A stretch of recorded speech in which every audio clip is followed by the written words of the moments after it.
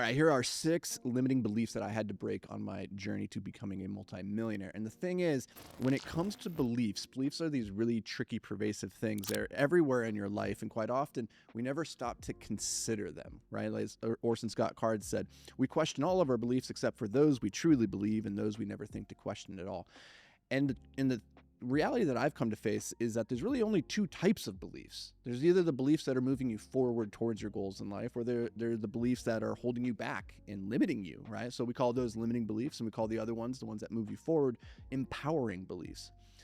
And it's really wild that regardless of whether or not a belief is true, it can still move you in one of those 2 directions. And I do believe that any belief held with sufficient conviction can be made true in a very real way. And a lot of cynics out there, a lot of people, realists and pessimists, they'll look at that and they'll say, no, there's certainly a limit to what we can do. But I don't believe that. I believe that our beliefs limit us more than reality. So you might say it's impossible to go to Mars. It's impossible. That can't be done. A human cannot fly to Mars. And Elon Musk looks at that and he says, I believe we can. Who's right? Who's wrong? Well, you get to be right in your pessimism up until the very moment he proves you wrong. Now, in our own lives, if you want to move forward towards your greatness, you have to become astute of identifying the beliefs that are holding you back, that are not serving you, regardless of whether or not they're true in that moment. It's possible to overwrite a limiting belief with an empowering belief, even if that empowering belief isn't yet entirely true. I want to share with you 6 of the beliefs that I had to break on my journey, and that will hopefully help you as well. The first one is, I'm not that type of a person. Right? You can insert whatever you want. I'm not a math person. I'm not a finance person. I'm not a sales person. I'm not a people person. I used to tell myself all the time, I'm not a people person. I like to be alone. I'm an introvert. I like to be off on my own. I can turn it on. I can be cordial. I can be social in different environments, but I'm not a people person. And I would tell myself that. I would convince myself that. And one day I realized, I asked myself, does it serve me to tell myself that story about myself? Does it help me on my journey of becoming the best version of myself to believe that I'm not a people person? No, it doesn't. It does not move me towards my highest and best self. And so in that moment, I made a decision. It was simply that, a decision that I was no longer going to tell myself that story. I was no longer going to believe that story about myself. And I started telling myself, I am a people person. And sure enough, many years later, I'm still not as outgoing and gregarious and what's the word? What's the opposite of introverted? Extroverted, as some people who are just naturally inclined to that, right? But I've become significantly better simply because I stopped limiting myself, stopped anchoring myself with a belief that wasn't serving me by telling myself I'm not that type of person. Add to that, I'm not that type of person yet. Yet is a powerful word in this equation. If you don't want to go full delusional and say, I'm a people person, when you know you're not quite yet there, right? Or I'm not a math person.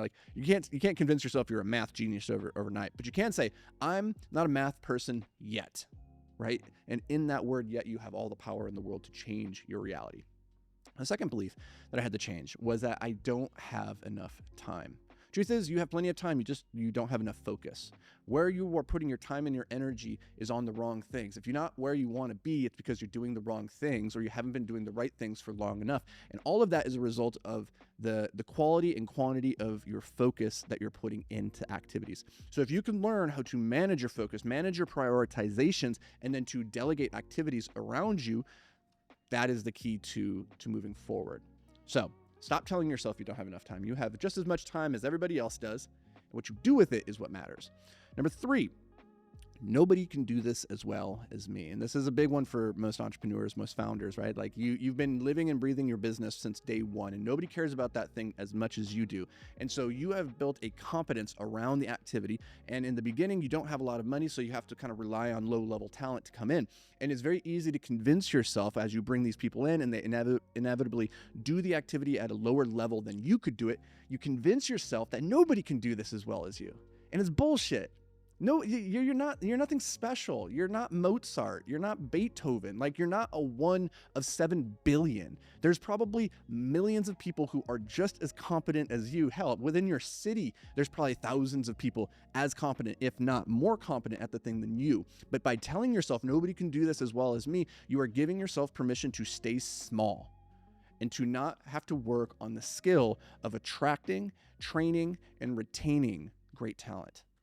You figure that out. You stop telling yourself, yeah, nobody can do this as well as me. You stop believing that lie that you are some kind of special unicorn, I promise.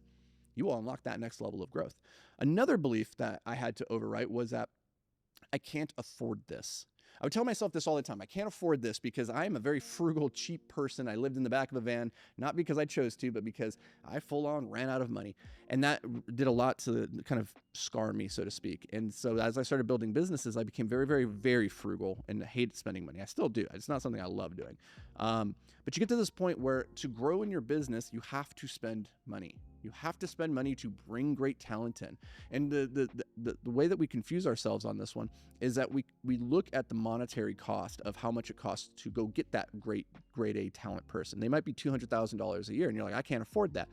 Well, the flip side of that is to look at the opportunity cost that you're missing out on by not having that person. And when you start to look at, that person, they cost me $200,000, but they make me $2 million, you start to wonder, like, how can I afford not to do that? Right? So stop telling yourself, I can't afford this. That is a limiting belief. You can't afford it. In fact, I would challenge you to say, you can't afford not to do that. Anywho, last but not least, as an entrepreneur, you will be lured into shiny objects constantly. And the way this will manifest is you will tell yourself, we need more products, we need more services, we need to serve more people in more different various ways. And you've heard this countless times, that the riches are in the niches. And you probably hear that and you go, yeah, that totally makes sense. But then you have like this wide menu of products and services. You're trying to serve this person over here, and you have this slightly different product over here for this person over here. I was talking to a prospective student today, actually. He wanted to come and coach with me, and I was like, tell me about your business. He's doing $300,000 a year. I was like, tell me about your products. He has 3 different products for 3 very distinct customer types. And he's like, we need to figure out our marketing engine. I was like, you don't have a marketing engine problem, man. Like, you have a product problem. You need to pick one of those, go all in on it, and then you're going to be at 3 million. And then once you get to 3 million, now we can layer on the other 2, right? Then we can go to 6 and to 10 and 30, right?